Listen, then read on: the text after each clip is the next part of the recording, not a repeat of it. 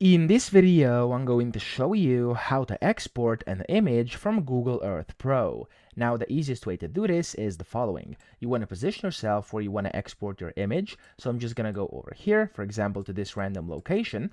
And now I'm going to go to File, top left. I'm going to click on Save and then Save Image. Whenever you do this, you can, of course, customize things over here. So you can go and adjust map options like what you want to see. So you have title and description over here. You have a legend. You have the compass down here and the scale. Of course, you can change this by unchecking them. So if you uncheck these, everything is going to get removed. And then you have the option to change scaling. You have the option to change styling of your map over here. There's 3 different ones. And then you can simply change the resolution as well. And when you're ready, click on Save Image.